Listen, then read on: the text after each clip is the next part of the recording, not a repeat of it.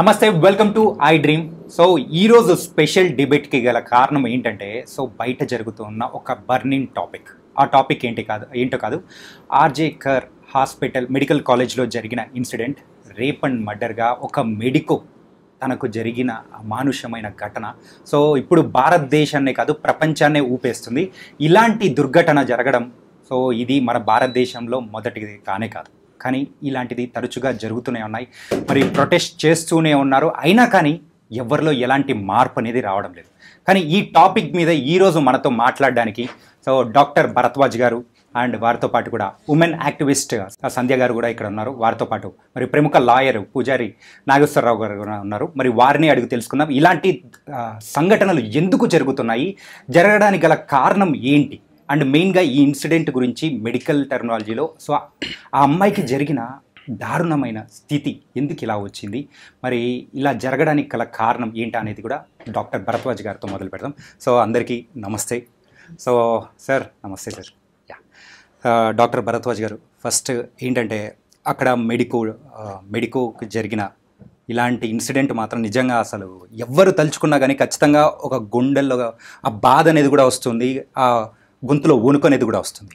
ఆ అమ్మాయిని అంత దారుణంగా చేయాల్సిన అవసరం ఎందుకు వచ్చింది, అసలు ఆ అమ్మాయికి జరిగిన ఇన్సిడెంట్ గురించి ఫస్ట్ మీతో మొదలు పెడదాం. రైట్. సో బేసిక్గా ఏం జరిగింది అంటే, మళ్ళీ మనకు పోస్ట్ మార్టం రిపోర్ట్స్ ఇవన్నీ బయటికి రాలేదు, కానీ ఎక్స్పర్ట్స్ చూసిన తర్వాత కొన్ని పాయింట్స్ లిస్ట్ చేశారనమాట. ఏంటంటే కళ్ళు పొడిచారని, అదేవిధంగా హయాయిడ్ బోన్ అంటాం అనమాట. సో కార్టిలేజ్ ఉంటుంది మనకు థైరాయిడ్ గ్లాండ్ దగ్గర, సో దాన్ని క్రష్ చేశారని, ఆ తర్వాత పెల్విక్ గర్డిల్ బ్రేక్ చేశారని, సో చాలా చేతులు కాళ్ళు విరిగిపోవడము. సో ఇది చాలా సెక్షువల్ అసాల్ట్ అంటాం అనమాట, highest degree of sexual assault.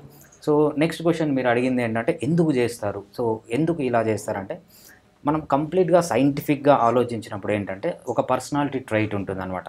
దాన్ని ఏమంటారంటే డార్క్ ట్రయాడ్ అంటారు. సో ఈ డార్క్ ట్రయాడ్ అంటే ఏంటంటే it's a combination of 3 different personalities.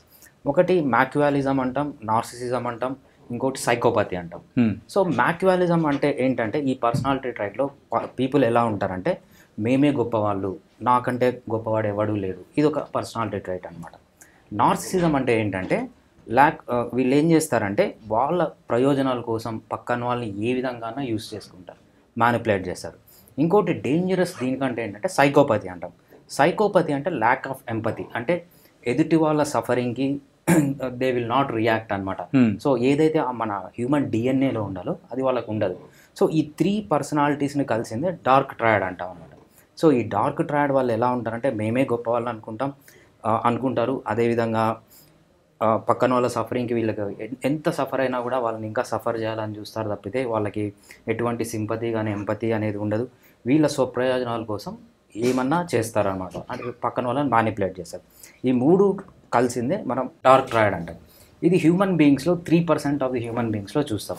So A field అన్నా తీసుకుంటాం, డాక్టర్స్లో కూడా 3% ఆఫ్ ది పీపుల్ వీళ్ళు ఉంటారు, లాయర్స్లో ఉంటారు, ఏ ఫీల్డ్ తీసుకున్నా ఉంటారు. సో ఏదైతే ఈ 3% మంది చేస్తారో సో ఆ పర్సనాలిటీ ట్రైట్లోనే వాళ్ళకి ఆ ప్రాబ్లం ఉంటుంది.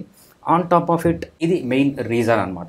హ్యూమన్ ఎందుకు ఇలా బిహేవ్ చేస్తా అంటే సైంటిఫిక్గా ఇది రీజన్ అనమాట, దాన్ని డార్క్ ట్రయాడ్ అంటారు. అండ్ సంధ్య గారు, మెయిన్గా అయితే ఈ టాపిక్ అనేది కూడా మనం తీసుకోవడానికి గల కారణం, సో ఇలాంటివి తరచూ జరుగుతూనే ఉన్నాయి, కానీ మన 78 ఏళ్ల స్వాతంత్ర భారతదేశంలో సో చిన్న పిల్లల దగ్గర నుంచి పెద్దవాళ్ళ వరకు ఎవరికి ఆ రక్షణ అనేది లేకుండా పోతుంది.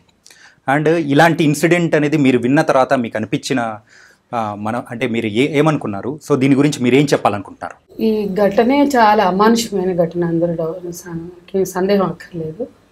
అయితే దీంట్లో అనేక అంశాలు మాట్లాడాలి. ఒక వ్యక్తికి ఉండేటువంటి బలహీనత కానీ లేదా వ్యక్తికి ఉండేటువంటి బిహేవియరల్ ప్రాబ్లమ్స్ ఉంటాయి, కానీ దానికి సామాజిక అంశాలు కూడా తోడవుతాయి. ఇదే బిహేవియర్ వేరే దేశంలో ఉన్న వాడికి ఆ దేశంలో ఉన్న సాంస్కృతిక విలువలు అంటే cultural ideology, cultural mind set డిఫరెంట్గా ఉండొచ్చు.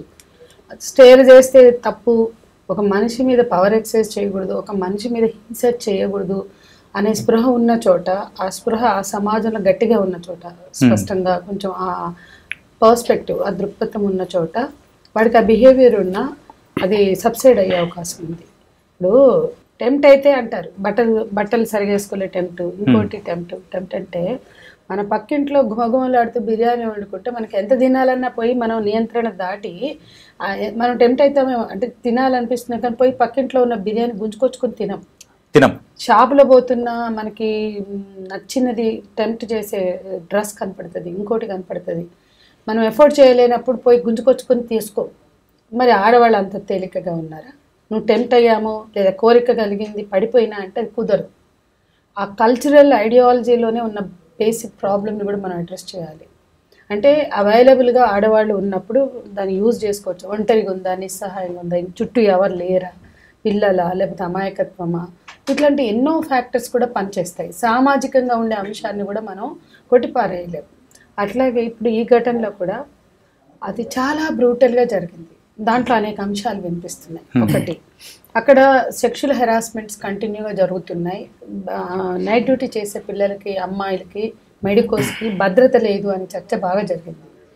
దాని మీద వాయిస్ చేసిన వాళ్ళలో ఈ అమ్మాయి ఒకటి. ఇవాళ అభయగా మనం పిలుస్తున్నాం, మా మీడియా కానీ పోలీస్ కానీ పెట్టిన పేరు. ఆ అభయ వాయిస్ రేస్ చేసింది, గతంలో రిటర్న్ కంప్లైంట్స్ ఇచ్చింది. దాని మీద చాలా ఇష్యూస్ అమ్మాయి అక్కడ ప్రశ్నించింది.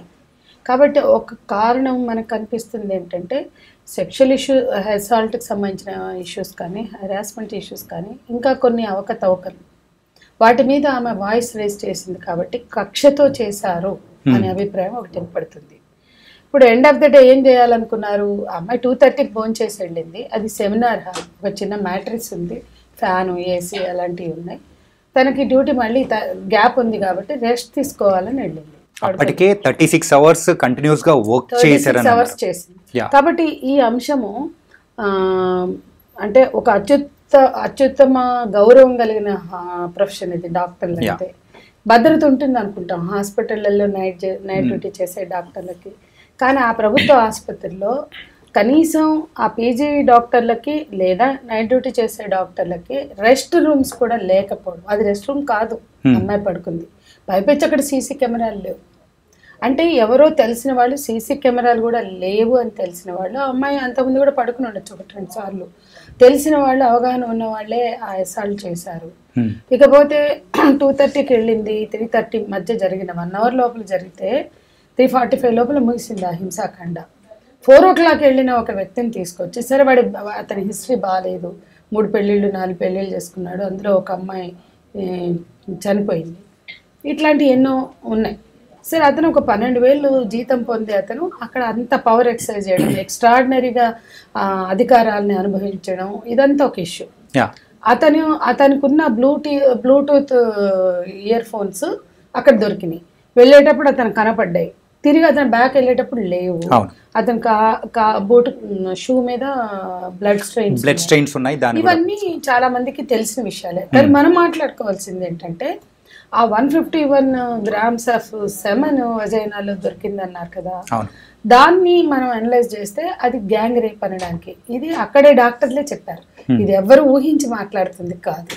పోస్ట్ మార్టంలో పాల్గొన్న టీమ్ ఆఫ్ ద డాక్టర్ ఇది చాలా ఆయన తట్టుకోలేక ఇక్కడ ఎవరు బయట పెట్టారు అంటే ఇక్కడ దీది ప్రభుత్వం ఏదైతే తృణమూల్ కాంగ్రెస్ ఒక మహిళ, సిగ్గుపడాలి ఒక మహిళ, ఆమె ముఖ్యమంత్రి 4 సార్లు అక్కడ ముఖ్యమంత్రి, ఆమె ఒక ప్రభుత్వ ఆసుపత్రి నిర్వహణను పట్టించుకోలేదు అనడానికి ఇది ఒక ఉదాహరణ. అయితే భద్రత లేదు, రూమ్స్ లేవు, ఇవన్నీ ఒక ఇష్యూ.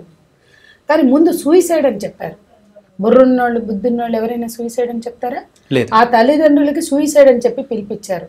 ఇక్కడ కుట్ర ఉంది అంటున్నా. ఆ పాప బాడీ చూసిన అమ్మాయి, ఆ డాక్టర్, జూనియర్ డాక్టర్ బాడీ చూసిన ఎవ్వడికి లే పీపుల్ లైక్ మనలాంటి మామూలు వాళ్ళకు కూడా అది ఆత్మహత్య అనిపించింది. అంటే దీని గురించి కూడా మనం ఇంకా మాట్లాడుకుందాం. అంటే నేనేమంటున్నా అంటే ఎవరికైనా అది ఆత్మహత్యగా కనిపించదండి, కానీ ఆత్మహత్యగా ఎందుకు చెప్పారు అంటే ఏదో ఫ్యాక్ట్స్ ని డివైడ్ చేయాలనుకున్నారు, పక్కదో పట్టించాలనుకున్నారు మీడియానైనా అందరినీ.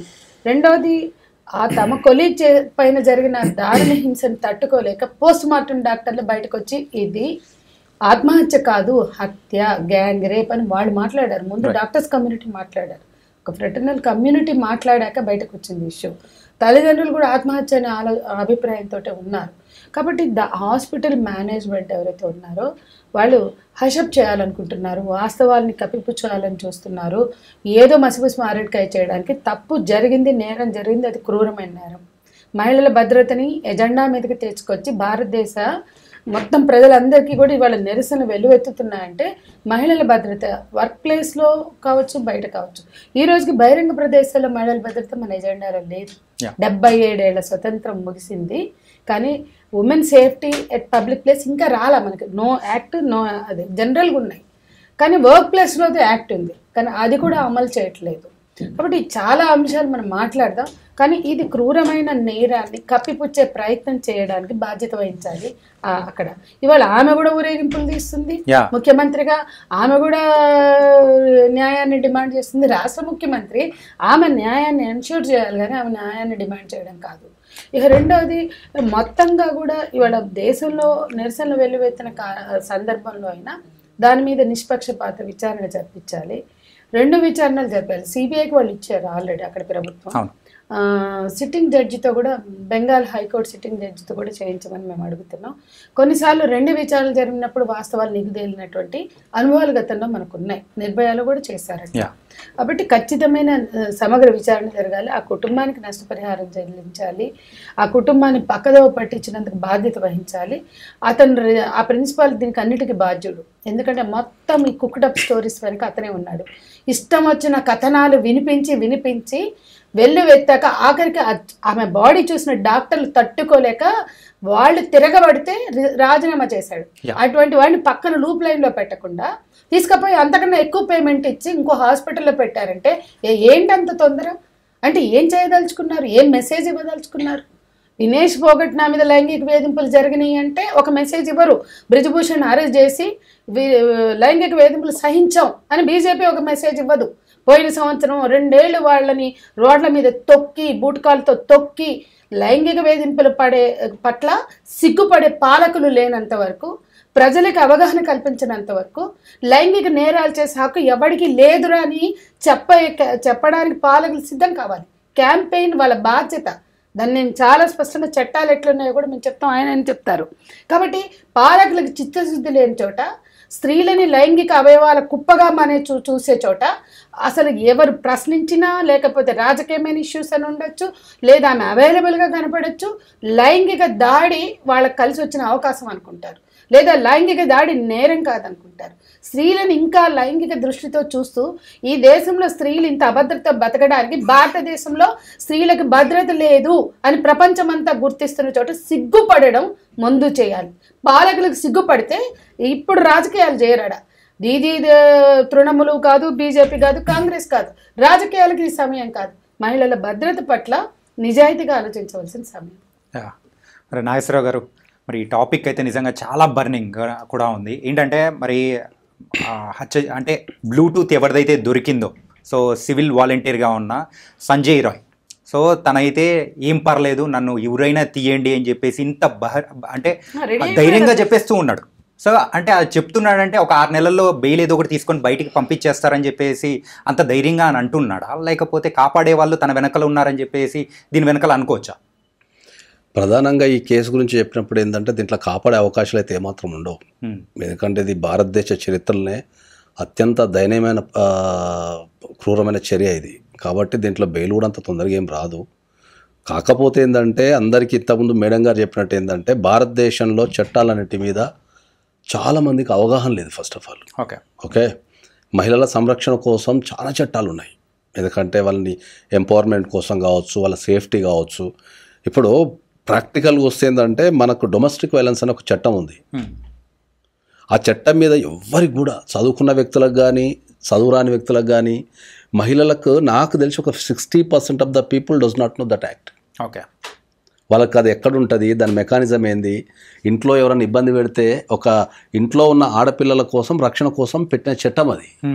అంటే ఇంట్లో ఇతర కుటుంబ సభ్యుల ద్వారా మనకి ఏమైనా ఇబ్బంది ఎదురైతే దానిపైన మనం కంప్లైంట్ ఇవ్వచ్చు. సో దాని మీద కూడా, దాని మెకానిజం మీద కూడా ఎవరికి అవగాహన లేదు. కనీసం ఎక్కడ కంప్లైంట్ ఇవ్వాలి, లేకపోతే ఎక్కడికి వెళ్ళాలి, దాని నుంచి ప్రయోజనం ఎట్లా పొందాలని. అట్లనే ఇప్పుడు మనకు sexual harassment at work place అని ఉమెన్స్ కోసం సపరేట్ చట్టం ఉంది. ఓకే, ఇప్పుడు ఆ చట్టం మీద నేను కొన్ని సందర్భాలలో పెద్ద పెద్ద కంపెనీలు అంటే మల్టీనేషనల్ కంపెనీలకు సెమినార్లకు కానీ లేకపోతే మనం ఎడ్యుకేషన్ కానీ పోయినప్పుడు ఏమవుతుందంటే వాళ్ళకి ఆ చట్టం ఉన్న విషయం కూడా తెలియదు చాలా మందికి. అవును, మీరు అన్నట్టు అవగాహన అనేది కూడా లేకుండా 97లో సుప్రీంకోర్టు గైడ్ లైన్స్ ఇచ్చింది. 2005లో తెచ్చారు ఆ చట్టాన్ని. So protection from sexual harassment 2013లో వచ్చింది. 2005 డొమెస్టిక్ వైలెన్స్ 2013లో వచ్చింది. 13లో వచ్చింది చెప్తున్నా, ఎందుకంటే అటు డ్రాఫ్ట్ లో కూడా మేము ఉన్నాం. ఈ దేశంలో 18 ఏళ్ళు ఇందిరాగాంధీ ప్రధానిగా ఉన్నా ఇవాళ మాట్లాడుతున్న ఏ రాజకీయ నాయకుల వల్ల చట్టాలు రాలేదు. రేప్ లాస్ వచ్చినాయంటే మన హైదరాబాద్లో రమీజాబీ కస్టోడియల్ రేప్, తర్వాత మధుర, గుంటాబెన్ మధ్యప్రదేశ్, మహారాష్ట్ర, ఈ 3 రేప్ కేసెస్ తర్వాత భారతదేశ మహిళా ఉద్యమాలు రేప్ లాస్ని అమెండ్మెంట్ కోసం పెద్ద పోరాటం చేస్తే రేప్ లాస్ వచ్చినాయి. డివి యాక్ట్, ఇందిరా జైసింగ్ కావచ్చు, పోస్ట్ బీజింగ్ కాన్ఫరెన్స్గా మహిళలపై డొమెస్టిక్ వైలెన్స్ కానీ ఈ సెక్షువల్ హెరాస్మెంట్ 2 ఒకేసారి బీజింగ్ డిక్లరేషన్లో ఉన్నాయి. నేను కూడా ఉన్నా అందులో. దాని తర్వాత పోస్ట్ బీజింగ్ చట్టాలు, ఒకటి ఉమెన్ రిజర్వేషన్, ఒకటి సెక్షువల్ హెరాస్మెంట్, ఒకటి డొమెస్టిక్ వైలెన్స్. ఈ 3 డ్రాఫ్ట్లు 96లోనే అయిపోయినాయి. 96లో ఉమెన్ రిజర్వేషన్ పెట్టారు, 97 నుంచి ఇవి అయిపోయినాయి.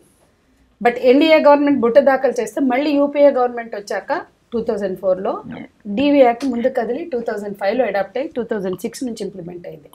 బట్ సెక్షువల్ హెరాస్మెంట్కి వచ్చి 2013 నిర్భయ చట్టం, ఈ చట్టం జస్ట్ 1 నెల 2 నెలల తేడాతో నిర్భయ ఇన్సిడెంట్ జరిగాక వచ్చినాయి. వీటి మీద ఎక్కడ చర్చ ఉండదు. వీటి ఇంప్లిమెంటేషన్ కానీ వాటి మెకానిజమ్స్ కానీ ఎవరికి పట్టదు. యాక్ట్ అనేది ఎంత ఫైట్ చేసామో ఆ డ్రాఫ్ట్స్లో మేము. అంటే ప్రధానంగా ఇంకో ప్రాబ్లం ఏంటంటే మన భారతదేశంలో ప్రధానంగా బీయింగ్ అడ్వకేట్ నేను గుర్తించేది ఏంటి అంటే ఒక సంఘటన జరిగినప్పుడు దాని కవరేజ్ కానీ దాని విస్తృతమైన చర్చలు కానీ జరుగుతున్నాయి కదా. ఇప్పుడు ఈ బెంగాల్ లాంటి ఇప్పుడు సంఘటన అనేది దేశవ్యాప్తంగా ప్రతిరోజు ఎక్కడొక్క జరుగుతూనే ఉంది. ప్రతిరోజు జరుగుతున్నది, ప్రతిరోజు. కానీ ఎప్పుడో మనకు సంవత్సరానికి ఒకటో సంవత్సరానికి 2 ఇట్లాంటి సెన్సేషన్ చేస్తున్నారు. కానీ ఈ ప్రతిరోజు జరిగే సంఘటనలలో నాకు తెలిసి ప్రతిరోజు భారతదేశంలో ప్రతి కోర్టులో, సెషన్స్ కోర్టులో ఎవరికొకరు శిక్ష వేస్తూనే ఉంటారు.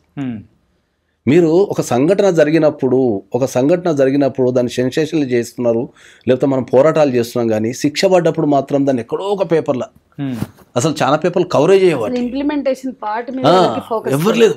అంటే ఇంప్లిమెంటేషన్ లేకపోవడం వల్లే ఇలా జరుగుతుందని కూడా అనుకోవచ్చు. డెఫినెట్లీ చెప్తున్నా కదా. ఇప్పుడు నేను అదే చెప్తున్నా, మీరు ఎప్పుడైనా శిక్షలు పడ్డప్పుడు మీరు ఎందుకు జనాలకు ఈ వ్యక్తికి శిక్ష పడ్డదని చెప్పేసి ఎందుకు ప్రచారం చేయాలని అడుగుతున్నా నేను. ప్రజలలో భయం ఎందుకు తగ్గిపోతున్నది? ఒక వ్యవస్థ మీద ఏం చేసినా ఏం కాదనేది ఎందుకు ఒక మనిషిలో డెవలప్ అవుతున్నది అంటే ఏంటంటే జరిగే పరిమాణాలు ఏవి ప్రజలకు తెలియదు. ఓహో ఈ తప్పు చేస్తే నాకు శిక్ష పడుతుంది, ఓహో ఈ తప్పు నేను చేయకూడదు అనే ఆలోచన వానికి రావాలి అంటే శిక్ష పడ్డ ప్రతి కేసుని మీరు దాన్ని కంపల్సరీ మీడియా ముఖంగా కానీ ప్రజలకు కానీ తెలియజెప్పాల్సిన బాధ్యత ప్రభుత్వానికి ఉంది, ప్రజలకు ఉంది, మీడియాకు కూడా ఉంది. ఓకే. సో ఇప్పుడు ఎవరైనా ఏంటంటే మనకు జనరల్గా చట్టానికి వచ్చారికి ఏంటంటే ఎవరైనా కూడా ఏంటంటే ఇప్పుడు క్రైమ్ చేస్తే ఎప్పుడో 10 సంవత్సరాలకో 20 సంవత్సరాలకో లేకపోతే నేను ముసలిని అయిన తర్వాత పడుతుంది అంటున్నారు. కానీ మనకు ఏదైతే ఎగైనిస్ట్ మహిళల మీద పడే శిక్షలకు సంబంధించి ఎక్కడ కూడా ఇంతేందుకు హైదరాబాద్లో రోజుకి ఏదో ఒక పూట మీరు పొద్దుల పేపర్లు చదవండి, చిన్నపిల్లల మీద అగత్యాలు ఉంటాయి. అంటే ఆ ఇన్సిడెంట్ లేని పేపర్ కానీ న్యూస్ కానీ మాత్రం శిక్షలు పడ్డప్పుడు వేస్తాను లేరు. అది నేను చెప్పేది. మెయిన్ గా శిక్షలు పడినప్పుడు కూడా నేను వాదించిన కేసులలో ఆ పడిన శిక్షల చూడు మళ్ళీ అసలు చర్చా కార్యక్రమం లేదు ఇక్కడ. కానీ నేను వాదించిన కేసులే ఒక్కొక్క దగ్గర యావజ్జీవ కారశిక్ష పడుకుని ఏ పేపర్లో రాదు. అది ఆ వ్యక్తి వెళ్ళాడు అనేది మనకు ప్రజలలోకి విస్తృతంగా వెళ్ళగలిగితే కదా ప్రజల్లో మార్పు వచ్చేది. ఇప్పుడు ఈ పాయింట్ చాలా ఇంపార్టెంట్ ఏంటంటే యూరోపియన్ కంట్రీస్లో, స్కాండినేవియన్ కంట్రీస్లో మరణ శిక్షలు లేవు. బట్ అక్కడ ఉన్న equality concept Norway, Denmark, Sweden ఆ దేశాల్లో బాగా వెళ్ళింది ప్రజల్లోకి. ఎవడు ఎవరిని ముట్టుకుని హింసించాడు. అక్కడ చిన్న పిల్లలకి మనం అన్నం చేతున్న అన్నం తినిపించడం నేరం. కాబట్టి స్కాండినేవియన్ కంట్రీస్ లో almost zero harassments. European countries కి వస్తే ఇప్పుడు ఆయన అన్నాడు చూడండి, వాళ్ళు నిరంతరం ఇప్పుడు ఒక క్రైమ్ జరిగింది. నేను యుఎస్ లో ఉన్నప్పుడు ఒక క్రైమ్ చూస్తా. అతను ఉన్నాడు, నిలబెట్టారు వాడిని, బాధితురాల్ని చూపారు, పిల్లల్ని చూపారు, అతని గురించి చర్చిస్తారు. పోలీస్ ఏం చెప్తారంటే he is an offender, he did like this అని ప్రజలకు అర్థమయ్యేలాగా చెప్పి ఈ కైండ్ ఆఫ్ ఎండ్లో ఏం చెప్తారు తెలుసా, ఈ kind of offence is not allowed. ఇది చట్ట విరుద్ధము, చట్టరీత్యా నేరము. ఈ నేరం ఎవరు చెప్పినా వాళ్ళు తప్పించుకోలేరు. ఈ విధంగా సివిల్ సొసైటీని అడ్రస్ చేస్తారు పోలీస్. మన దగ్గర అసలు అదేముంది? వాళ్ళు ఒక ఏరియాలో సెక్షువల్ అఫెండర్ ఉంటే ఈ ఏరియాలో వీడు ఉన్నాడు కమ్యూనిటీ అవేర్నెస్ ఇస్తారు, నైబర్హుడ్ లో డిస్ప్లే చేస్తారు. నైబర్హుడ్ లో ఆ నైబర్హుడ్ లో మీరు ఇల్లు తీసుకుని వెళ్ళాలంటే ఈ ఏరియాలో ఈ అఫెండర్ ఉన్నాడు, సో అండ్ సో సెక్షువల్ అని ఇంకొక ఇప్పుడు ఈ కేసులో కూడా, ఇప్పుడు మన కలకత్తా కేసులో కూడా ఇప్పుడు now everybody saying that is offender after ఎట్లా ఉద్యోగం ఇచ్చారు? ఆ సివిల్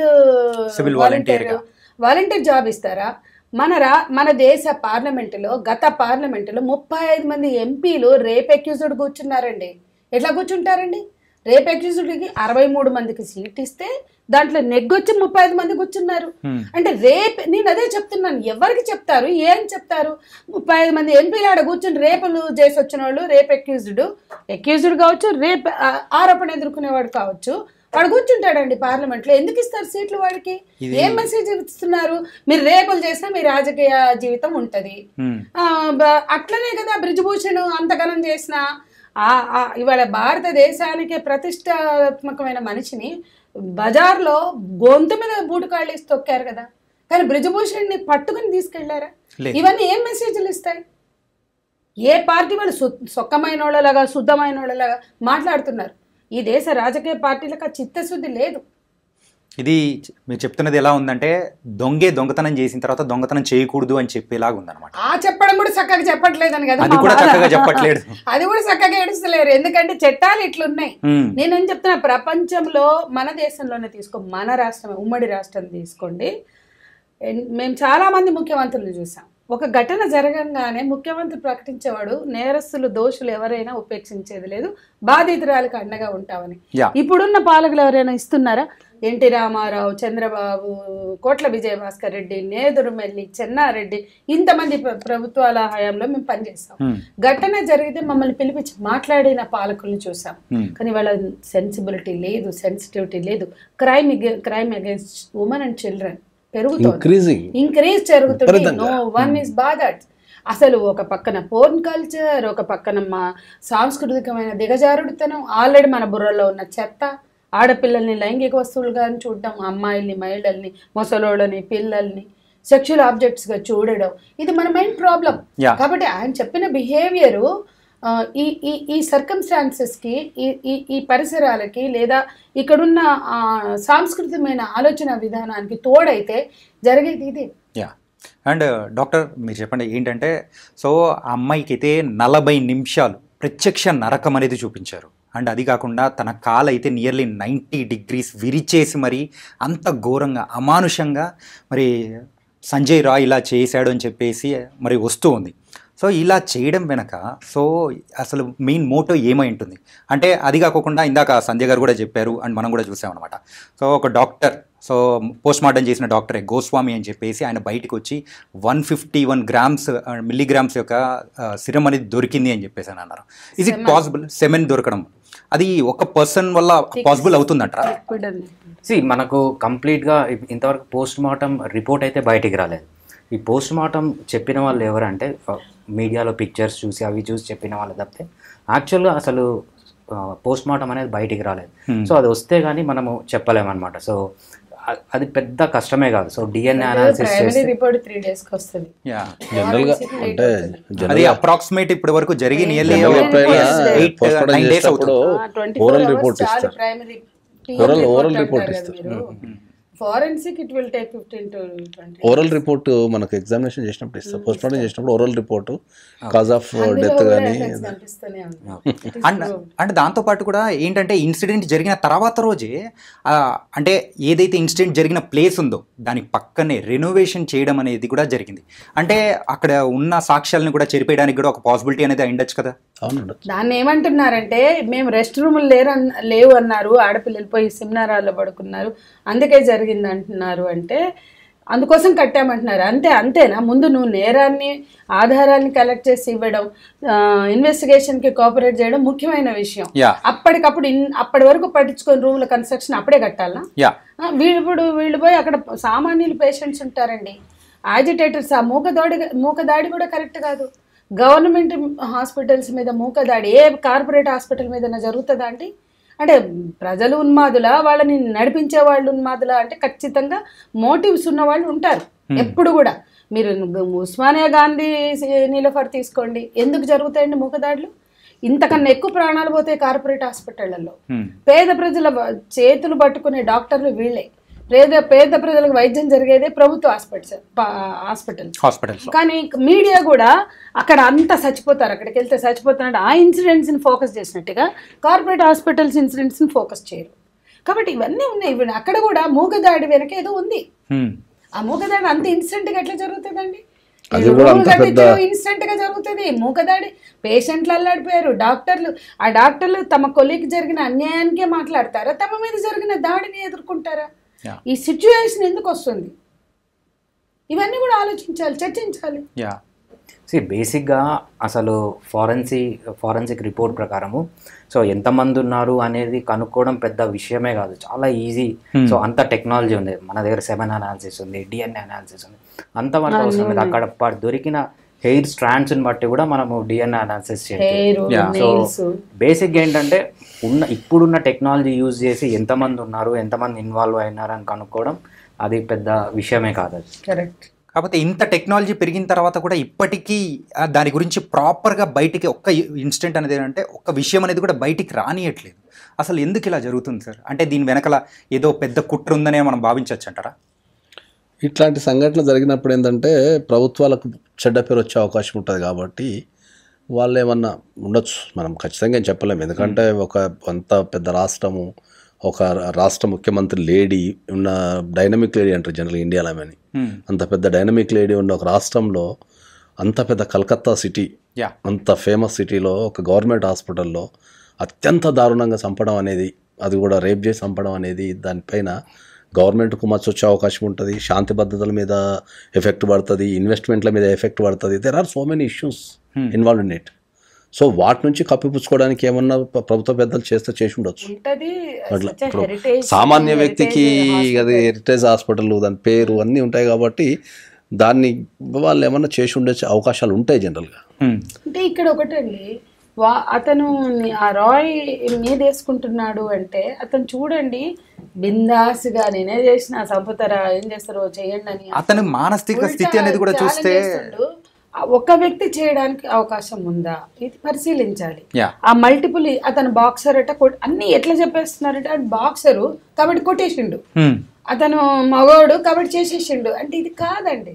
ఎందుకంటే డాక్టర్లు కూడా అంగీకరించలేని విషయం. ఇప్పుడు వరకు ఉన్న ఆధారాల మేరకి జరుగుతున్న మెడికల్ అనాలిసిస్లో చాలా అంశాలు అక్కడ రేజ్ అయినాయి. వాటిని అడ్రస్ చేసే విధానంగా ఉండాలి ప్రభుత్వాలు కానీ పోలీసులు కానీ. అట్లా లేరు అక్కడ.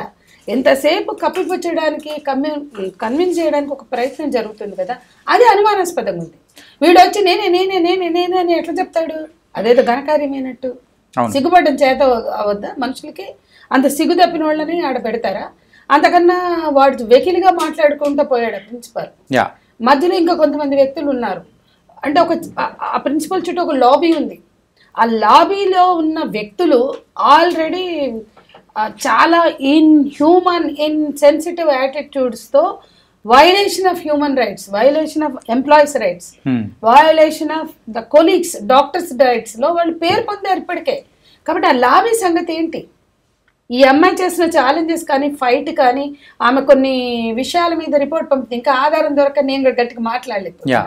వింటున్నది ఏంటంటే అక్కడ అవయవ మార్పిడిలో ఏదో అవకతవకలు జరిగితే ఆ అమ్మాయి ఏదో రాసింది రిపోర్ట్ ఎవరికో అని ఒకటి వినపడుతోంది. అదైతే నాకు ఇంకా మిగతా అన్ని అంటే కొన్ని రూమర్స్ అయితే వస్తున్నాయి మ్యామ్. ఏంటంటే అక్కడ ఉన్న ప్రిన్సిపల్ అంటే అటు సైడ్ నుంచి యాంగిల్ అనేది కూడా తీసుకుంటే ఏంటంటే ఒకటి మెడికల్ మాఫియా దానికి సంబంధించి, దాంతోపాటు ఆ కాలేజ్లో సో డ్రగ్స్ దానికి సంబంధించి కూడా జరుగుతుంది అని ఒకటి. ఇంకొకటి ఏంటంటే మనీ తీసుకొని ఆ స్టూడెంట్స్ని పాస్ చేసే అని చెప్పేసి ఒక కరప్టెడ్ ప్రిన్సిపల్ అని చెప్పేసి అక్కడ ఉన్న వాళ్ళు కూడా కొంతమంది ఆరోపణలు అనేది చేస్తూ ఉన్నారు. సో ఇన్ని వస్తూ ఉన్నప్పుడు ఖచ్చితంగా ఒక అనుమానం అనేది రైస్ అయినట్టే కదా. సో ఫింగర్స్ అనేది కూడా అటు సైడ్ వెళ్ళిపోయినట్టే. డెఫినెట్లీ. మరి అలాంటి పర్సన్, ఇలాంటి కరప్టెడ్ పర్సన్ సూసైడ్ అని చెప్పేసి అంటే ముందుగానే ఏం తేల్చకుండానే, ఏం చెప్పకుండానే ఇన్సిడెంట్ జరిగిన అంటే ఆ రోజే ఎందుకు అలా చెప్పగలుగుతారు సార్? సూసైడ్ అని ఎలా డిక్లేర్ అది చేయగలుగుతారు? ఎవరు చెప్పారో కూడా కనుక్కోండి. ఫస్ట్ ఆ ప్రిన్సిపల్ చెప్పాడు. యా, ప్రిన్సిపలే చెప్పింది ఆ Principal సూసైడ్ అనే చెప్పేశారు. మాట అంటే- మొదలు ప్రింట్ మీడియా వాళ్ళు ఎవరో వెళ్తే ఇది సూసైడ్ కేసు అని చెప్పారు. ఈవెన్ పేరెంట్స్ కూడా అదే చెప్పేశారు. పేరెంట్స్ కదా చెప్పారు, వాళ్ళు చెప్తున్నారు. ఇప్పుడు పేరెంట్స్ మాట్లాడుతున్నారు కదా, అంత బుర్ర తక్కువ వాళ్ళ ఆ డాక్టర్లు వాళ్ళు by profession they are doctors. Suicide అంటే అన్ని చోట్ల గీరుకుని కొట్టుకుని పొడుచుకుని గుడ్లు పొడుచుకుని కాలర్ బోన్లు ఎరగొట్టుకుని అదేం గ్లాండ్ అని పగిలిపోయి థైరాయిడ్ గ్లాండ్ పగిలిపోయి గిన్ని చేసుకుని నువ్వు చచ్చిపోతారా అండి ఎవరైనా? లేదు సార్. దీనికి డాక్టర్ భరద్వాజ్ గారు మీరేం చెప్తారు అసలు? అంటే అంత ఈజీగా సూసైడ్ అని చెప్పేసి డిక్లేర్ చేసేంత అంటే అంత ఈజీనా? లేదా అసలు కుదరదు. సో మనము ఎప్పుడైతే ఫారెన్సిక్ టీమ్ ఎంటర్ అవుతుందో క్లియర్ కట్గా వాళ్ళ మొత్తం ఇన్ఫర్మేషన్ ఇస్తారు. సో ఇప్పుడున్న టెక్నాలజీ ప్రకారం, ఇప్పుడున్న నాలెడ్జ్ ప్రకారము, సో అది సూసైడా, ఎంతమంది ఇన్వాల్వ్ అయ్యారు, అసలు ఏమేమి జరిగింది, ఏ టైంలో ఏం జరిగింది అని తెలుసుకోవడం అసలు చాలా ఈజీ. అది పెద్ద కథనే కాదు. సో ఇక్కడ జరిగింది ఏంటంటే మెయిన్గా సో ప్రజలు కానీ లేకపోతే ఆపోజిట్ పార్టీస్ ఉంటాయి కదా, సో వాళ్ళు ఏం చేయాలంటే ఇటువంటివి జరిగినప్పుడు ప్రభుత్వానికి సపోర్ట్ చేయాలి. సో ఎప్పుడైతే ప్రభుత్వానికి ఆపోజిట్గా చెప్తారో ఇది మొత్తం ప్రభుత్వమే చేసింది, వాళ్ళు కూడా డిఫెన్స్లోకి వెళ్తారు. సో ప్రభుత్వము ప్లస్ అదేవిధంగా ఎవరైతే అపోజిషన్లో ఉంటారో ప్లస్ ప్రజలు ప్లస్ మీడియా ఏంటంటే they have to support the గవర్నమెంట్కి సపోర్ట్ చేసినప్పుడు అది ఓపెన్గా వచ్చి చేస్తుంది. ఎప్పుడైతే గవర్నమెంట్ ప్రతి ఒక్కటి ఆపోజిట్గా చెప్తారో వాళ్ళు కూడా డిఫెన్స్లోకి వెళ్తారు. సో అది మనం జాగ్రత్తగా ఉండాలి, గవర్నమెంట్కి సపోర్ట్ చేయాలి. సో ఎప్పుడైతే గవర్నమెంట్ కరెక్ట్ స్టేట్మెంట్స్ ఇస్తుందో దానికి సపోర్ట్ చేస్తూ ఉండడం మెయిన్ అని నా ఉద్దేశం. వాళ్ళు తప్పు చెప్పినప్పుడు కూడా ప్రశ్నించాలి కూడా.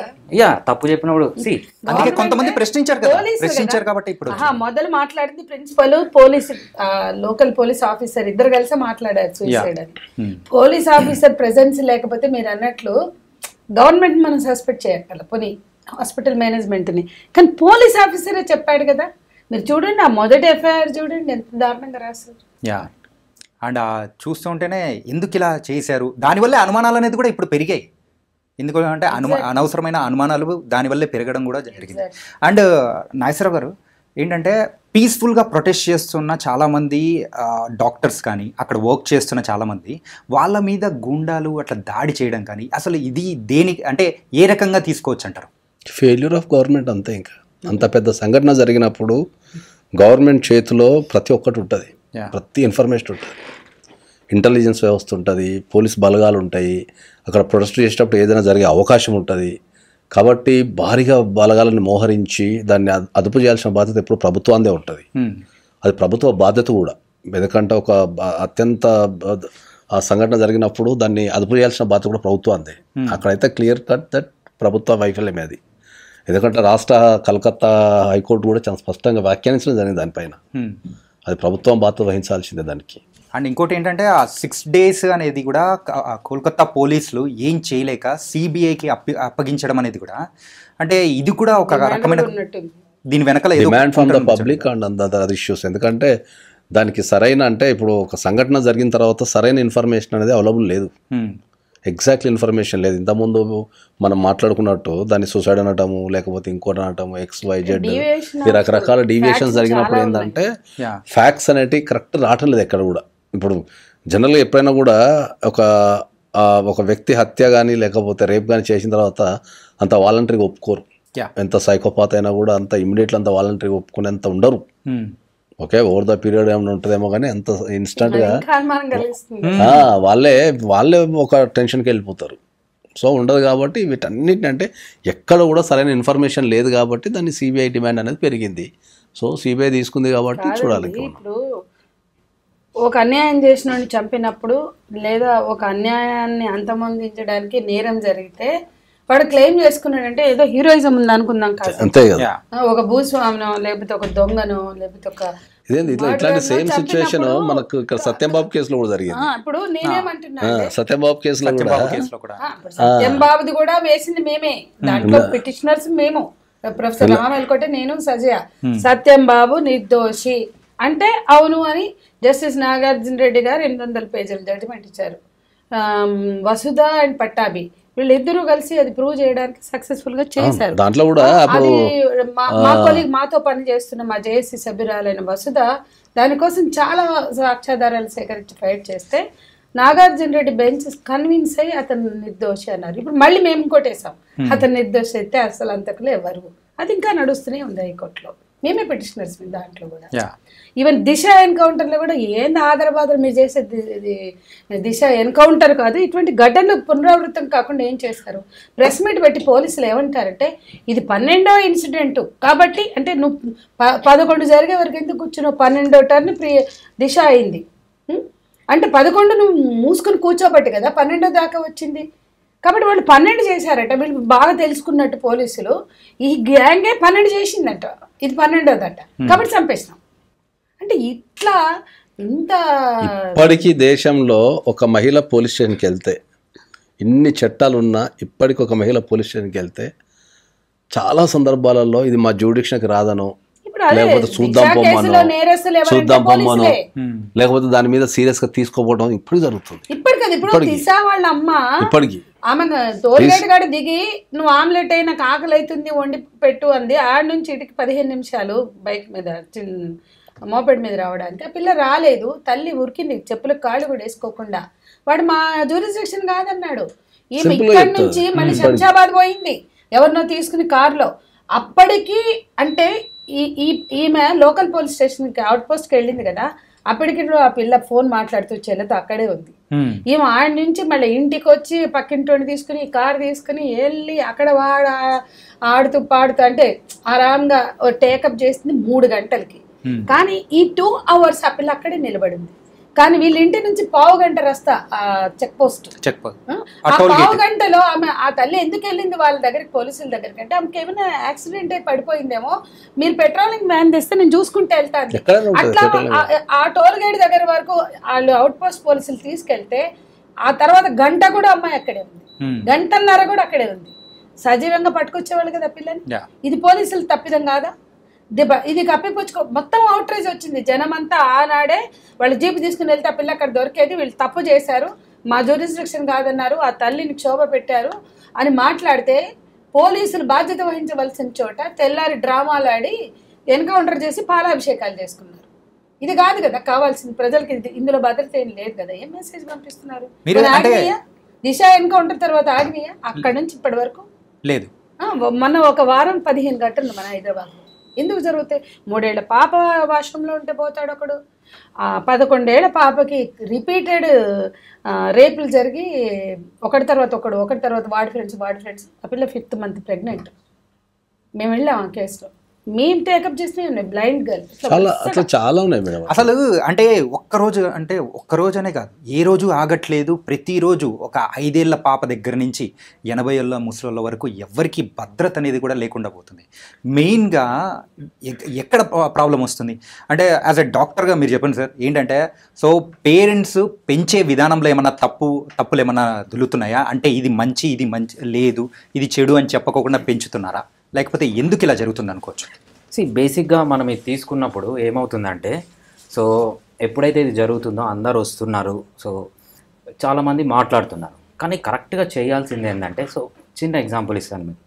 సో ఏదైనా సెక్షువల్ యాక్టివిటీ దేని గురించి అన్నా మాట్లాడినప్పుడు మీడియా కానీ సినిమాలు కానీ ఎవరు ఎగ్జాంపుల్ తీసుకుంటారంటే ఓషో అనే అతను ఎగ్జాంపుల్ తీసుకుంటారు, లేకపోతే స్వామి నిత్యానంద ఎగ్జాంపుల్ తీసుకుంటారు. కానీ ఈ రేప్స్ పైన రీసెర్చ్ చేసి చిన్న సెక్షువల్ అసాల్ట్ అంటే సెక్షువల్ హరాస్మెంట్ అనేది ఇనిషియల్ స్టేజ్ అనుకోండి, సెక్షువల్ వాయిలెంట్ స్టేజ్లోకి వెళ్తాయి.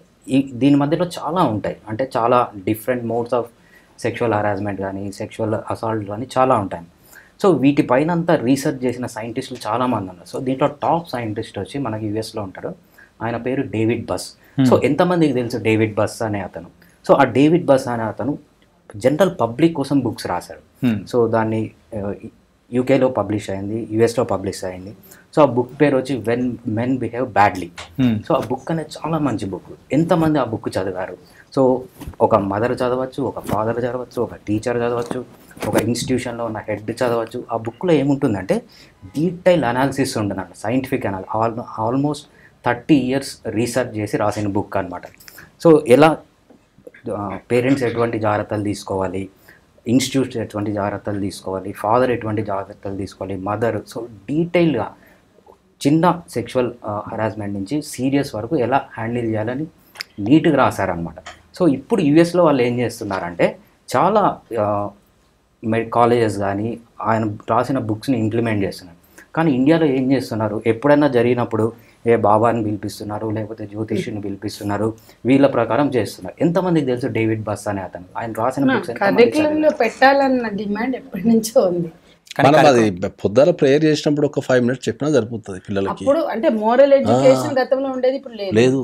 రెండోది, ఇప్పుడు మన కరికులంలో సెక్షువల్ హెరాస్మెంట్ జస్టిస్ నిర్భయ ఘటన తర్వాత నిర్భయ చట్టం వచ్చింది. దానికి ముందు జస్టిస్ వర్మ కమిటీ సిఫార్సులు అని చెప్పిన పాయింట్స్ అన్ని ఉన్నాయి. చాలా అద్భుతంగా ఈ ర్యాగింగ్ ఏంది, ఈ టీజింగ్ ఏంది, యాడమీయుల సరసమా, బావమర్దల సరసమా, ఈ టీజింగ్ ఏంటి, అది లైంగిక వేధింపు అనాలి. లైంగిక వేధింపు, అంటే sexual harassment, sexual attack, sexual abuse, sexual అట్రాసిటీగా దాన్ని 4 partsగా చేశారు. ముందు ఇందాక నేను అనుకుంటా లైంగిక వేధింపులే తర్వాత అట్రాసిటీకి మారుతాయి. సో లైంగిక సెక్షువల్ హెరాస్మెంట్ వదిలేస్తే అబ్యూస్ అవుతుంది, అబ్యూస్ వదిలేస్తే ద నెక్స్ట్ లెవెల్ అటాక్ అవుతుంది, ఆ నెక్స్ట్ లెవెల్ అట్రాసిటీ అవుతుంది. వాటిని చాలా స్పష్టంగా ప్రభుత్వ ఉద్యోగులు చేస్తే పెద్ద మామూలు వాళ్ళు చేసిన కన్నా తీవ్రమైన. ఆ తర్వాత పోలీస్ కానీ అంటే కంచె చేనం వేసినట్టుగా ప్రభుత్వ యంత్రాంగాల్లో రక్షణ కోసం పనిచేసే యంత్రాంగాలు ఉంటాయి. వాళ్ళు చేస్తే మరింత తీవ్రమైన నేరంగా ఉండాలని శిక్షలు కూడా ప్రతిపాదించాడు. టిల్ డెత్ కూడా మీరు లైఫ్ వేయాలంటాడు ఆయన. మరీ సివియారిటీ క్రైమ్ అంటే డెత్ వేయచ్చు అంటారు వర్మ కమిటీ సిఫార్సు. అవి ఎక్కడ ఇంప్లిమెంట్ చేస్తున్నారు, వాటిని ఎక్కడ అసలు అర్థం చేయిస్తున్నారు? మేమేమంటున్నామంటే ఏదైనా జరగంగానే ప్యానిక్ అయిపోయి ఉరి శిక్షలు, ఎన్కౌంటర్లు అని ఊగడం కాదండి, ఆలోచింప చేయాలి కదా. Rape is not men's choice. ఎక్కడున్నా ఉండని, ఎప్పుడన్నా ఉండని, ఎట్లన్నా ఉండని, అమాయకంగా ఉందా, ఒంటరిగా ఉందా, బట్టలు ఎక్కువ వేసుకుందా, తక్కువ ఉందా, అరే నువ్వెవడివ్వాయి నువ్వు చేయడానికి? Don't touch her without her consent. అది చెప్పొచ్చు కదా. ఎన్ని మాట్లాడతారు ఉరి శిక్షలు, ఎన్కౌంటర్లు. Don't touch her without her consent అని చెప్పడానికి ఏం మాయరోగం అండి. ప్రభుత్వాలకి, పాలకులకి, సివిల్ సొసైటీకి ఆ నాలెడ్జ్ ఇవ్వడానికి మనకున్న ప్రాబ్లం ఏంటని అడుగుతున్నా. If she is minor don't touch her with consent also. So ఇలాంటిది ఎక్కడైనా స్టార్ట్ అవ్వాలంటే అది ప్రతి ఒక్కరి ఇంట్లో నుంచే స్టార్ట్ అవ్వాలి. తల్లిదండ్రులు కానీ ఎవరైనా కానీ వాళ్ళు చెప్పడం అనేది కూడా మొదలెట్టాలి. పిల్లలు మీరే కన్నారు, పోలీ చుక్కలు మీరు వేసుకోండి అని చెప్పకుండా ఉన్నారా గవర్నమెంట్ వాళ్ళు? అమితాబ్ బచ్చన్తో, ఆమీర్ ఖాన్తో 2 చుక్కలు వేసుకోండి, పోలియో పోగొట్టుకోండి, 2 బూందాలు పోలియోకి ఎరాడికేట్ కరోనా ఎందుకు చెప్తున్నారు? పులి రాజాకి ఎయిడ్స్ వస్తుందా అని దేశం అంతా అన్ని ప్రింట్ మీడియాలో ఒకే రోజు యాడ్ ఇచ్చినాయి. అన్ని ఎలక్ట్రానిక్ మీడియాలో అక్కడ doctor, engineer, dhobi, vegetable vendor, truck driver అందరు కూడా పులిరాజుకి ఎయిడ్స్ వస్తుందా అని ప్రశ్న. ఓ అమ్మ అది ఊదరగొట్టినారు. అన్ని భాషల్లో ఒకే రోజు వచ్చినాయి ఎలక్ట్రానిక్ యాడ్లు. అన్ని భాషలు, గుజరాతీ, బెంగాలీ, తెలుగు, మరాఠీ అన్ని దేశమంతా ఒకే రోజు పులిరాజాకి ఎయిడ్స్ వస్తుందా అనేది ప్రింట్ మీడియాలో వస్తుంది, ఎలక్ట్రానిక్ మీడియాలో వస్తుంది. 30 రోజులు క్యాంపెయిన్ నడిపారు. 30వ రోజు పులిరాజాకు ఎయిడ్స్ రాదు, కండోమ్ వాడతాడు కాబట్టి అని అన్ని భాషల్లో వస్తుంది. అది ఎంత ఏదంటే చూడు, కాన్ కోల్కే సునాది, చెవులు ఇప్పి చెప్పించినారు, బుర్ర ఇప్పి ఎక్కించినారు. మరి అది ఎవరి బాధ్యతను చేసింది ప్రభుత్వం? అంటే ఇంతమంది మహిళల భద్రత బాధ్యత కాదా?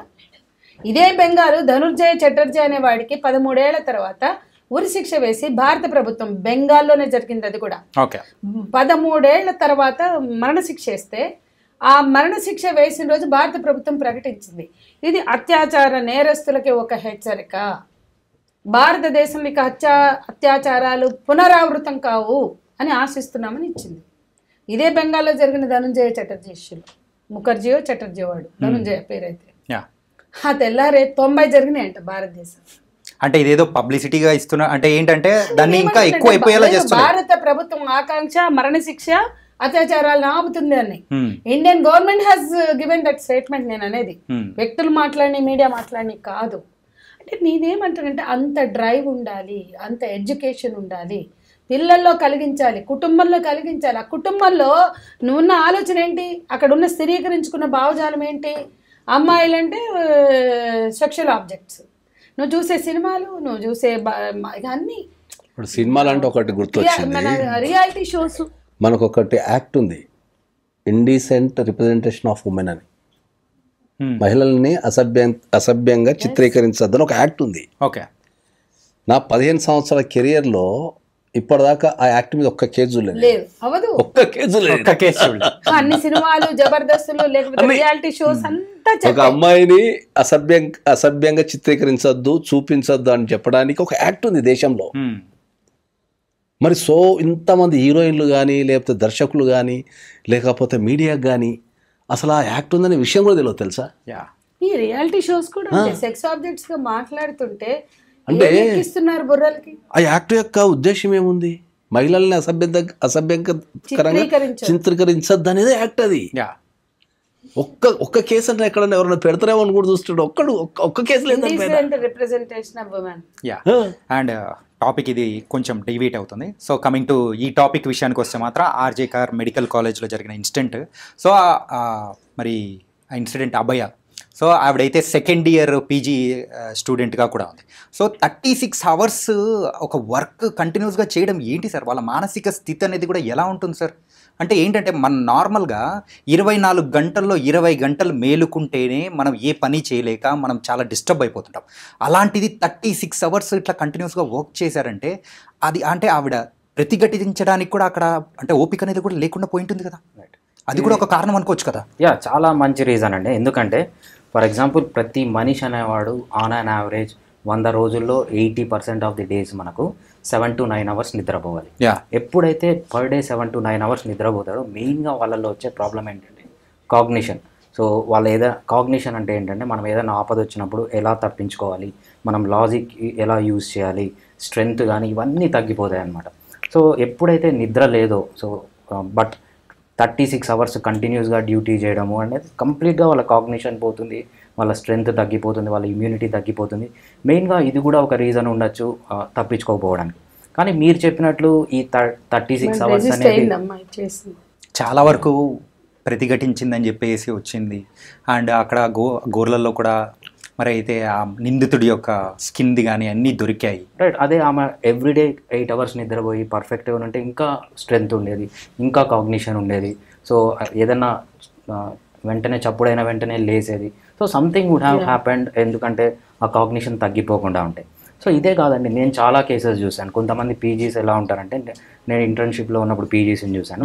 వాళ్ళు ఎలా చేస్తారంటే కంటిన్యూస్గా 1 week నైట్ డ్యూటీ లేదు, మార్నింగ్ డ్యూటీ లేదు. ఏదన్నా ఒక 5 minutes 10 నిమిషాలు దొరికితే పేషెంట్ వార్డుకి షిఫ్ట్ చేసే ముందు ఒక మూల కూర్చొని నిద్రపోయి ఇట్లా పడుకుంటారు పాపం. అట్లా డేస్ టుగెదర్. ఈ 36 hours అనేది చాలా తక్కువ. Weeks together 7 hours 7 days నిద్రపోని, 1 month నిద్రపోని పీజీస్ని కూడా నేను చాలా మందిని చూశాను అనమాట. ఓకే. మెయిన్గా దీనికి ఏమన్నా మార్పులు చేస్తే ఏమన్నా మంచిదంటారా? తప్పకుండా అండి. మనకు ఏదైతే వర్క్ కల్చర్ ఉందో సో ప్రతి ఒక్కరూ కరెక్ట్ టైంకి నిద్రపోవాలి, కరెక్ట్ టైంకి నిద్ర లేయాలి, సో కాగ్నిషన్ పెరగాలి. సో అదేవిధంగా మెయిన్గా ఏంటంటే ఈ లాస్ ఎప్పుడైతే మనం చేస్తామో ఓన్లీ ఏ జాతకాలు చెప్పేవాడినో ఒక లాయర్నో మేడం లాంటి వాళ్ళనో పిలిచకుండా ఒక సైంటిస్ట్ని పిలవండి. ఒక రేప్ గురించి లేకపోతే ఒక సెక్షువల్ అసాల్ట్ గురించి రీసెర్చ్ చేసిన సైంటిస్ట్ని పిలిచి వాళ్ళ ఇది తీసుకొని లాస్ కన్నా చేస్తే మనము చాలా వరకు అవాయిడ్ చేయగలము.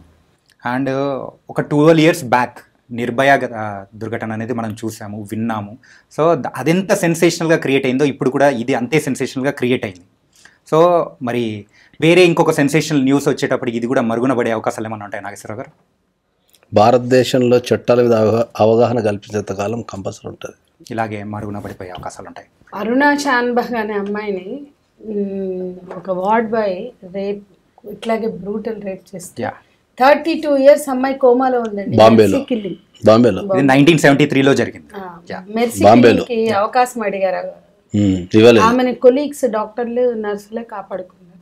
32 years కోమాలో ఉంది. అది ఎందుకు భారతదేశంలో ఒక పాఠ్యాంశంగా రాలేదు? నేను చెప్తాను. లైంగిక వేధింపులకు సంబంధించి దాన్ని ఒక పాఠ్యాంశంగా పెట్టి చెప్పాలి అనే సూచనలుగా ఆయా ప్రభుత్వాలకు ఇచ్చున్నాం గతంలో. మహిళా ఉద్యమాలు రేప్ లాస్ ఇంప్లిమెంటేషన్ మీద చాలా సూచనలు చేశాయండి. కానీ ఒక హత్రాస్లో జరిగితే వాళ్ళని రక్షించడానికే ప్రభుత్వం పూనుకుంది. అది కవర్ చేయడానికి వెళ్ళిన ఒక జర్నలిస్ట్ని జైల్లో పెట్టింది. అతని తర్వాత చనిపోయాడు హత్రాస్లో, యూపీలో. కతువాలో నేరస్తుల్ని అరెస్టు చేయొద్దు అని రోడ్ల మీదకి వచ్చి ర్యాలీలు తీశారు.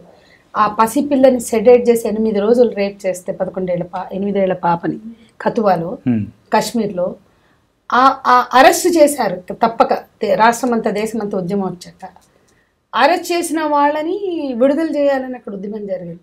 యూపీలో రేప్ అక్యూజ్డ్ని అంటే అత్యాచార నేరస్తులను విడుదల చేయాలని, విడుదలై వచ్చిన వాళ్ళకి సన్మానాలు. ఏం మెసేజ్లు ఇస్తున్నారండి నేను అడుగుతున్నా. అత్యాచార నేరస్తులకు సన్మానాలు చేస్తారా? బిల్కిస్ బానో నేరస్తులు అది అత్యాచారం అని మన చట్టాలే ఒప్పుకున్నాయి, మన కోర్టులే ఒప్పుకున్నాయి. మన కోర్టులు అనేక సంవత్సరాలు ట్రయల్స్ చేసి వాళ్ళు అత్యాచార నేరం చేశారు అని నిర్ధారించిన వాళ్ళు ఒప్పుకున్నారు. కానీ వాళ్ళకి శిక్ష తగ్గించమని ఎందుకు జరుగుతాయండి? ఉద్యమాలు ఎందుకు జరుగుతాయి? అత్యాచార నేరస్తులకు శిక్ష తగ్గించడానికి. మళ్ళీ వాళ్ళని బయటకు వచ్చాక వాళ్ళని ఎందుకు సన్మానాలు చేశారు? ఏం చెప్పదలుచుకున్నారు అంటే ఏదో స్వతంత్ర ఉద్యమంలో ఏదో చేసి వచ్చినట్టు. సో అంటే మతపరమైన విద్వేషాలు చోటు చేసుకున్నప్పుడు అత్యాచారం పట్ల ఉన్న సెన్సిటివిటీ, హక్కుల స్పృహ పోతుంది అని నేను చెప్పదలుచుకున్నా. వీటికి మతాలు, కులాలు ఇవన్నీ చేర్చుతున్నారు. ఇవాళ మధ్య భారతం అంతా కూడా అత్యాచార పర్వం కొనసాగుతుంది. రోజు ఆదివాసీ మహిళల మీద అత్యాచారాలు జరుగుతున్నాయి. ఆ మహిళలతో మేము మాట్లాడాం. ఆ మహిళలతో మొన్న 2 రోజులు సెమినార్ జరిపాం. వాళ్ళు చెప్పారు మా శరీరాల మీద హింస ఇదని. వాళ్ళ తరఫున సోనీ మాట్లాడింది. ఇన్ఫ్లుయెన్స్ లేని వాళ్ళు అత్యాచారాలకి బలి చేసైనా వాళ్ళ పని చేసుకుంటున్నారు. ఆ ఖనిజ సంపదని అంటే ఆ ట్రెజర్ హాంట్ చేయడానికి అక్కడ ఒక పెద్ద విధ్వంసం జరుగుతుంది, హింస జరుగుతుంది. పాలకులే హింస చేస్తే, ప్రభుత్వాలు హింస చేస్తే మీరు ఎవరైనా నేను ఛాలెంజ్ చేస్తున్నాను. వెళ్ళండి మధ్య భారతం, వెళ్ళండి జార్ఖండ్, అక్కడ ఆదివాసీ మహిళలతో మీరు సొంతంగా మాట్లాడండి. వాళ్ళ మీద రేపులు జరగట్లేదా? జరిగితే ఎందుకు మాట్లాడరు? కాబట్టి అక్కడ అధికారికంగా రేపులు చేస్తుంటే మనం మూసుకుని కూర్చుంటాం. ఎవడైనా చేస్తాడు, ఎక్కడికైనా పోతే రేపు మన ఇళ్లలో కూడా వచ్చింది. అదే కలకత్తాలో జరిగింది రేపు. అందుకని అత్యాచారాలు జరగని భారతం కావాలి. రాజకీయాలకు అతీతంగా ఎవడు చేసినా ఎక్కడ చేసినా అత్యాచారం నేరం. ఆ నేరం చేసిన వాడిని శిక్షించండి, చట్టబద్ధంగా శిక్షించండి. దానికోసం ఆయన చెప్పినట్టు చట్టాలను ప్రచారం చేయండి. కానీ ఏ నేరస్తుడు కూడా మేనేజ్ చేసుకోకుండా చూడండి. జరిగిన నేరం జరిగితే ఆ చట్టాన్ని వాడు తప్పించుకోగలడు అన్న మెసేజ్ ఇస్తే, ముఖ్యంగా ఈ బడాబాబులు చేసినప్పుడు ఆ మెసేజ్లు చాలా మందిని ఉసికొల్పుతున్నాయి. ఖచ్చితంగా మీరు ఇందాక సార్ కూడా చెప్పినట్టయితే సో ఆ శిక్షలు ఎంత పడ్డాయి ఏంటి అనేది కూడా మనం పబ్లిష్ ఎలా చేసామంటే మాత్రం తగ్గే అవకాశాలు కూడా ఉంటాయి అంటున్నారు. బిఫోర్ క్లోజింగ్ దిస్ చర్చా కార్యక్రమం సార్, ఏంటంటే ఇప్పుడు ఇంత జరిగిన తర్వాత సంజయ్ రాయ్ అని చెప్పేసి ఆ పర్సన్ దొరికాడు, ఇంత జరిగింది. సో శిక్ష అంటే ఏ సెక్షన్ల కింద శిక్ష పడే అవకాశం ఉంటుంది? ఎన్ని నాళ్ళు తనను జైల్లో ఉంచే అవకాశాలు ఉంటాయి? బెయిల్ అయితే ఇచ్చే అవకాశం ఉండకపోవచ్చు. ఓకే, ఎందుకంటే అది కష్టం ఈ కేసులో బెయిల్ అయితే. నాకు తెలిసి అండర్ ట్రయల్స్నే, ఎందుకంటే సిబిఐ ఎంటర్ అయిపోయింది కాబట్టి ప్రతిష్టాత్మకంగా తీసుకున్నారు కాబట్టి కేసుని అండర్ ట్రయల్స్ని దీన్ని ఇమీడియట్లీ అంటే అకార్డింగ్ టు దలా మనకు చట్టంలో ఉన్న ప్రొవిజన్స్ ఏవి మార్కెట్లో వర్తించవు జనరల్గా. సో నాకు తెలిసి విత్ ఇన్ ద 6 months లోపు వాళ్ళు ట్రయల్స్ పూర్తి చేసి నాకు తెలిసి ఉరిశిక్ష చేసే అవకాశం ఉండొచ్చు. ఎందుకోసం అంటే ఇది ఒక సెన్సేషనల్ కేసు కాబట్టి అని కాదు, దాంట్లో జరిగిన పరిణామాలను బట్టి కేసు అది. అట్లాంటి పరిణామాలు దేశవ్యాప్తంగా మస్తు జరుగుతున్నాయి. కాకపోతే ఇది మనకు బయటకు వచ్చింది అంతే. బయటకు రాని ఇంతకంటే ఘోరమైన చాలా ఉన్నాయి. పొరలేక చాలా ఉన్నాయి. అట్లా అత్యాచారం ఒక ఆయుధంగా మారిన చోట, అత్యాచారాన్ని ఒక ఆయుధంగా ప్రయోగించిన చోట ఎవరు ఆపలేరు. అత్యాచారం ఒక ఆయుధం కాదు, మగవాళ్ళ చేతిలో అది ఆయుధం కాదు, ఎవరైనా కావచ్చు. కాబట్టి అక్కడ ఆమె ప్రశ్నించింది కాబట్టి అంత క్రూయల్గా చంపారు అనే ప్రశ్న ఇక్కడ ఉంది, అంటే ఒక ఆలోచన ఉంది. కాబట్టి అత్యాచారాన్ని ఒక ఆయుధంగా ప్రయోగిస్తున్న సంస్కృతికి వ్యతిరేకంగా లేదా ఆయుధంగా ప్రయోగిస్తున్నటువంటి ఒక ఘటనలు ఏవైతే ఉన్నాయో వాటి మీద ఒక చర్చ జరగాలండి. అది ఎప్పటికీ ఆయుధంగా మారకూడదు. సో నిజంగా sir, and thank you so much ma'am. అంటే ఈ చర్చా కార్యక్రమంలో అయితే ఖచ్చితంగా చాలామందికి కూడా ఒక మేలుకొల్పులా కూడా ఉండొచ్చు, అండ్ వాళ్ళ పిల్లలకు కానీ సో ఇలా చేయకూడదు అని చెప్పే అవకాశాలు అనేది కూడా రావాలనే ఈ చర్చా కార్యక్రమం యొక్క మెయిన్ ఉద్దేశం. అండ్ దీన్ని ఇంకా ఈ ఉద్యమం వీ వాంట్ జస్టిస్ అంటూ కూడా మరి అంటే ఈ యొక్క కేసులో ముందుకు తీసుకెళ్ళాలి. సో వెళ్తున్న వాళ్ళందరికీ కూడా మనం కూడా సపోర్ట్ చేయాలని కూడా కోరుకుందాము. So thank you so much ఈ చర్చా కార్యక్రమంలో పాల్గొన్నందుకు భరద్వాజ్ గారు, సంధ్య గారు అండ్ మరి నాగేశ్వరరావు గారు. సో గైస్, మొత్తం మీద అయితే మరి ఆర్జే కర్ మెడికల్ కాలేజ్లో జరిగిన ఇన్సిడెంట్ అయితే నిజంగా చాలా అమానుషం. సో ఇలాంటివి జరగకుండా ఉండాలి అంటే మరి సంధ్య గారు అండ్ మరి నాగేశ్వరరావు గారు అండ్ మరి భరద్వాజ్ గారు చెప్పినట్టు మెయిన్గా సో గవర్నమెంట్స్లో మరి అయితే కొన్ని మార్పులు అనేది కూడా రావాలి, చట్టాలు కూడా ఇంకా కఠినంగా ఉండాలి. సో ఎవరికైతే శిక్ష పడతాయో ఆ శిక్షను కూడా సో ఎంత పడింది, ఇంత భయంకరంగా పడుతుందా అని చెప్పి పబ్లిషైజ్ చేసేలా ఉంది అంటే మాత్రం ప్రజల్లో మార్పు ఖచ్చితంగా వస్తుందని కూడా చెప్పారు. సో మరో చర్చా కార్యక్రమంలో మళ్ళీ కలుద్దాం. అంతవరకు take care. This is your Chanakya. See you.